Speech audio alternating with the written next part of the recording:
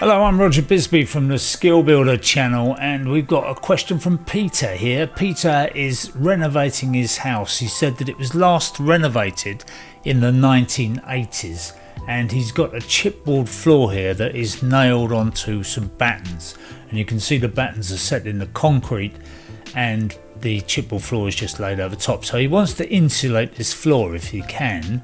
And he's saying, does he have to rip up the whole floor? Is there a better way of doing it? He says this slab is uninsulated.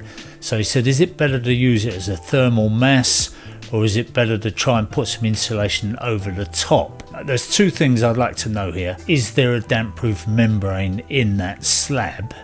And it may be the only way you're going to find out is to drill a hole in the slab, which kind of is going to puncture the membrane anyway.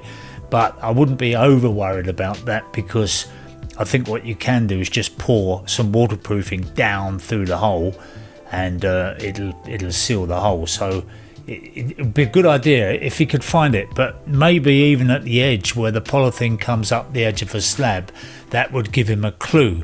The other thing I'd like to know is this insulated? Because he said it was done in the 1980s, and I would think that that means that there's a good chance that there's some insulation under there, and if there is, I think he's away to the races. There wouldn't be a lot of point in digging that up and insulating it. Now, if there's a good damp-proof membrane under there, which there seems to be, because none of these timbers have shown any signs of decay or rot, so there doesn't appear to me to be any moisture coming up through that floor. If you insulate it, what is going to happen? If you put insulation, you're not going to get that much in there, but you say there was 25mm above that concrete to play with, and you could get some Celotex or something like that and put it in 25mm deep, lay it in there, foam up the edges, and that would definitely improve matters. But would it improve it enough to make it worth doing? And is there a risk that you would get condensation forming behind the Celotex?